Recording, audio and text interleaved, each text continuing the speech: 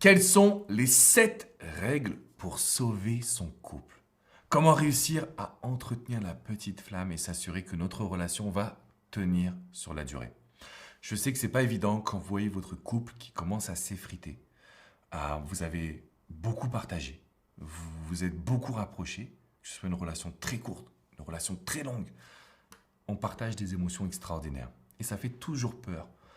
L'idée d'être seul, l'idée de perdre la personne que l'on aime également. Et ça fait toujours peur, finalement, cette idée qu'on ne sera pas forcément à la hauteur. Si je réalise cette vidéo, c'est vous partager 7 points clés de mon expérience de coach depuis 2007 et bien évidemment les solutions. Moi, je suis jamais fataliste parce que je me rends compte que le couple à sauver, c'est très facile. Ça va vous surprendre, mais en fait, c'est très facile de sauver un couple.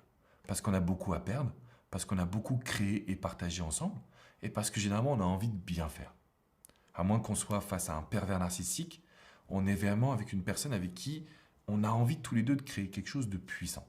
Donc c'est la raison pour laquelle je tiens à faire cette vidéo. Avant de vous transmettre les 7 conseils et raisons qui vont vous permettre, ou les 7 règles pour réussir à sauver son couple, ce que je vous invite à faire, c'est mettre un pouce bleu à cette vidéo, un gros like, à vous abonner à la chaîne YouTube, et je vous invite à partager cette vidéo. Parce que je pense qu'aujourd'hui, on reçoit une très mauvaise éducation sur les relations amoureuses. On ne se rend pas compte exactement de ce qui est important pour nous. Et donc, on se retrouve encore et toujours à faire des choses pour les autres, mais très peu pour soi, personnellement. Donc, la règle numéro 1. Quand vous me dites, Alex, je veux sauver mon couple. Je veux que ça marche, je veux que ça fonctionne. Je veux que vous sachiez que ce n'est pas naturel. Règle numéro 1.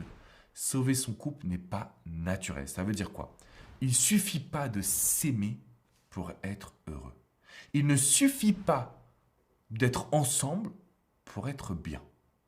Même si on a beaucoup d'affection, même si on a beaucoup d'amour, même si on est fou l'un de l'autre, c'est un amour qui va devoir s'entretenir. Donc la règle numéro 1, c'est que ce n'est pas naturel, je dois m'investir.